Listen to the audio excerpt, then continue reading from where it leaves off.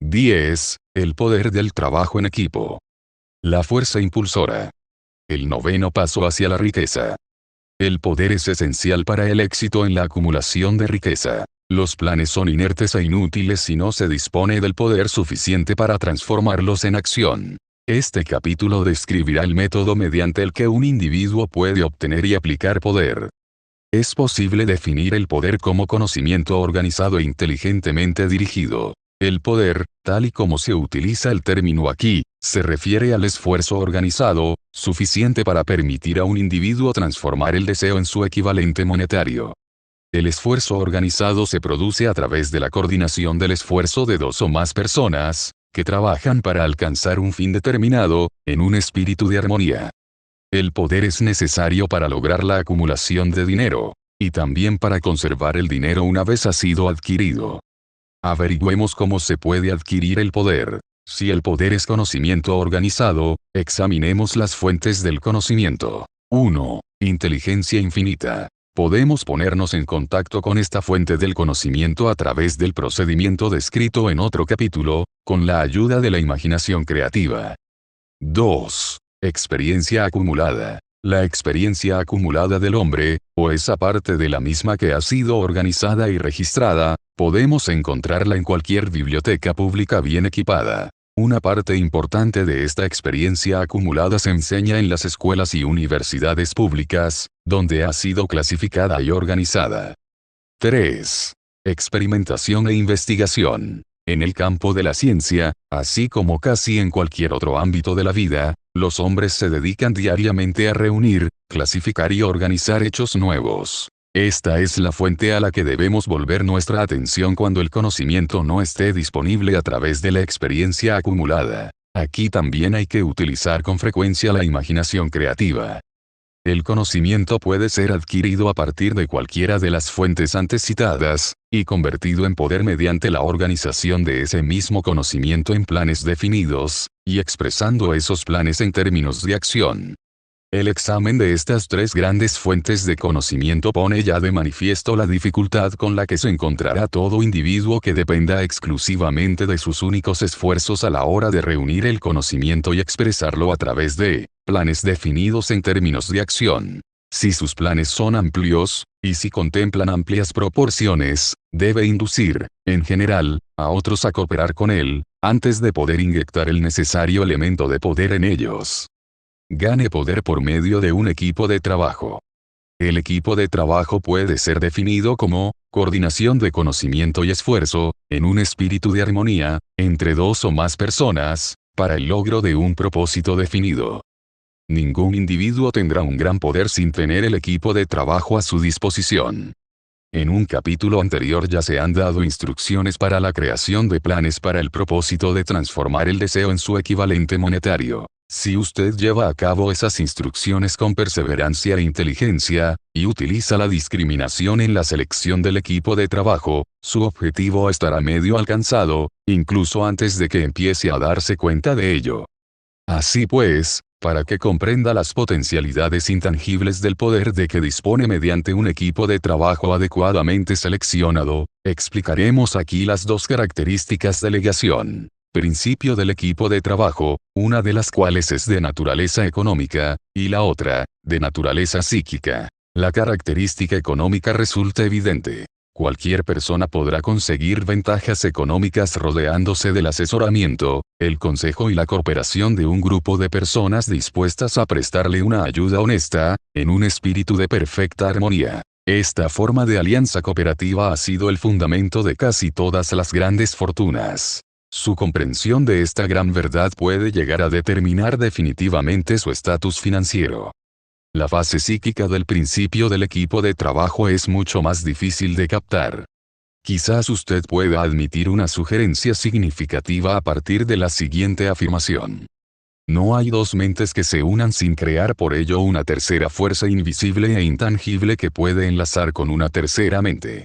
La mente humana es una forma de energía, una parte de la cual es de naturaleza espiritual. Cuando las mentes de dos personas se coordinan en un espíritu de armonía, las unidades espirituales de energía de cada mente forman una afinidad, que constituye la fase psíquica del equipo de trabajo.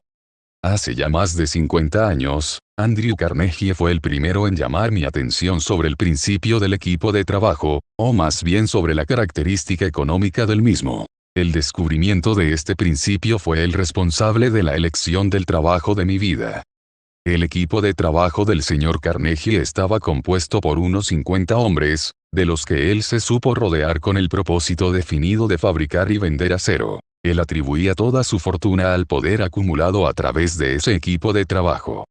Si se analiza la historia de cualquier hombre que haya acumulado una gran fortuna, y las de muchos de aquellos que han acumulado fortunas modestas, se descubrirá que todos ellos han empleado consciente o inconscientemente el principio del equipo de trabajo. No se puede acumular ningún gran poder por medio de ningún otro principio. ¿Cómo multiplicar el poder de su cerebro? El cerebro del hombre es comparable con una batería eléctrica. Es un hecho bien conocido que un grupo de baterías eléctricas proporcionarán más energía que una sola de ellas. También es un hecho bien conocido que toda batería individual proporcionará energía en proporción al número y capacidad de las células que contiene. El cerebro funciona de una forma similar. Esto explica el hecho de que algunos cerebros sean más eficientes que otros, y conduce a la siguiente e importante afirmación: un grupo de cerebros coordinados, o conectados, en un espíritu de armonía proporcionarán más energía de pensamiento que un solo cerebro, del mismo modo que un grupo de baterías eléctricas proporcionarán más energía que una sola batería. A través de esta metáfora se hace evidente que el principio del equipo de trabajo contiene el secreto del poder obtenido por hombres que se saben rodear de otras personas con cerebro. De ello se desprende otra afirmación que nos conducirá a una comprensión más exacta de la fase psíquica del principio del equipo de trabajo. Cuando un grupo de cerebros individuales se coordina y funciona en armonía, la energía generada e incrementada por esa alianza se transforma en algo que está a disposición de cada uno de los cerebros individuales que forman parte del grupo. Es un hecho bien conocido que Henry Ford empezó su carrera empresarial con el obstáculo de la pobreza, la falta de erudición y la ignorancia. También es un hecho bien conocido que en el inconcebible corto término de 10 años, el señor Ford logró superar esos 3 obstáculos, y que 25 años más tarde se había convertido en uno de los hombres más ricos de Estados Unidos. Si relacionamos con este hecho el conocimiento adicional de que los progresos más rápidos del señor Ford se hicieron patentes a partir del momento en que se convirtió en amigo personal de Thomas A. Edison, empezaremos a comprender cuál puede ser la influencia de una mente sobre la otra. Avancemos un paso más, y consideremos el hecho de que los logros más extraordinarios del señor Ford empezaron a producirse tras haber conocido a Harvey Firestone, John Burroughs y Luther Burbank, cada uno de los cuales era un hombre de gran capacidad cerebral, y habremos encontrado nuevas pruebas de que el poder se puede producir mediante la amistosa alianza de las mentes. Los hombres participan de la naturaleza y los hábitos y el poder de pensamiento de aquellos con quienes se asocian en un espíritu de simpatía y armonía. A través de su asociación con Edison, Burbank, Burroughs y Firestone, el señor Ford añadió al poder de su propio cerebro la suma y la sustancia de la inteligencia, la experiencia, el conocimiento y las fuerzas espirituales de esos 4 hombres. Es más, se apropió y utilizó el principio del equipo de trabajo a través de los métodos de procedimiento descritos en este libro. Y ese mismo principio también está disponible para usted. Ya hemos mencionado antes al Mahatma Gandhi.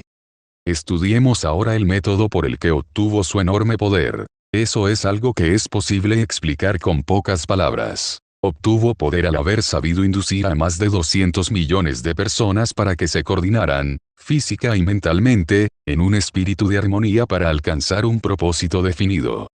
En resumen, Gandhi logró un verdadero milagro, pues eso es lo que sucede cuando se consigue que 200 millones de personas se vean inducidas, no forzadas, a cooperar en un espíritu de armonía.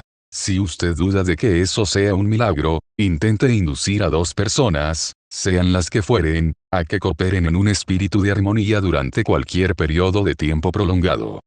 Toda persona que dirige una empresa sabe muy bien lo difícil que resulta que los empleados trabajen juntos en un espíritu parecido, aunque solo sea remotamente, a la armonía.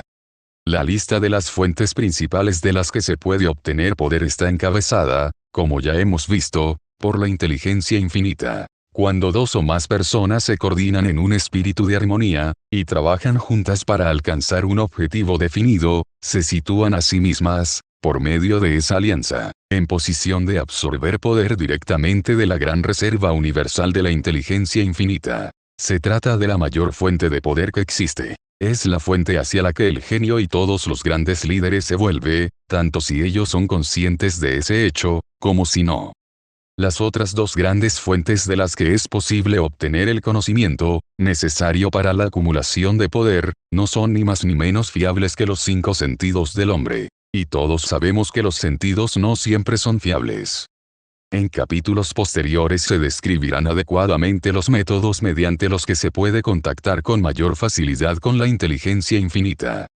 Este no es ningún curso de religión. Ninguno de los principios fundamentales descritos en este libro debería interpretarse como algo que tiene la intención de interferir con los hábitos religiosos de cualquier persona, ya sea de forma directa o indirecta. Este libro tiene el exclusivo propósito de instruir al lector acerca de cómo transformar el propósito definido del deseo de obtener dinero en su equivalente monetario.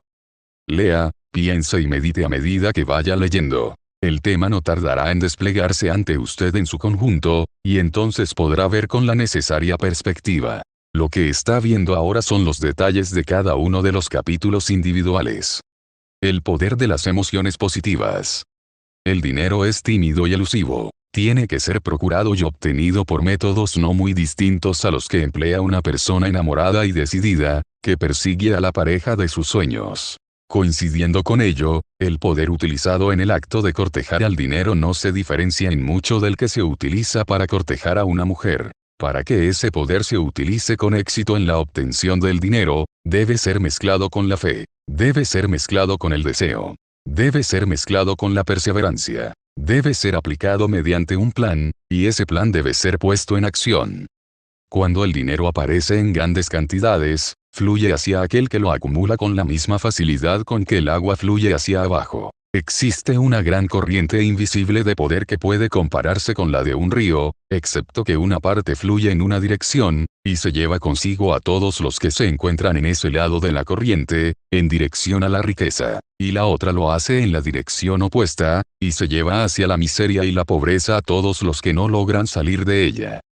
Todo aquel que haya acumulado una gran fortuna ha reconocido la existencia de esta corriente de la vida. Consiste en un proceso de pensamiento. Las emociones positivas del pensamiento forman el lado de la corriente que le lleva a uno hacia la fortuna. Las emociones negativas forman el lado de la corriente que le lleva a uno hacia la pobreza. Esto contiene un pensamiento de una gran importancia para toda aquella persona que esté siguiendo este libro con el propósito de acumular una fortuna. Si se encuentra usted en el lado de la corriente de poder que conduce a la pobreza, esto puede servirle como una especie de remo, mediante el cual impulsarse a sí mismo hacia el otro lado de la corriente. Pero solo le servirá mediante la aplicación y el uso. La simple lectura y juicio sobre lo que lee, ya sea en un sentido o en otro, no le beneficiará en nada. La pobreza y la riqueza suelen cambiar de lugar. Cuando la riqueza ocupa el lugar de la pobreza, el cambio se produce a través de planes bien concebidos y cuidadosamente ejecutados.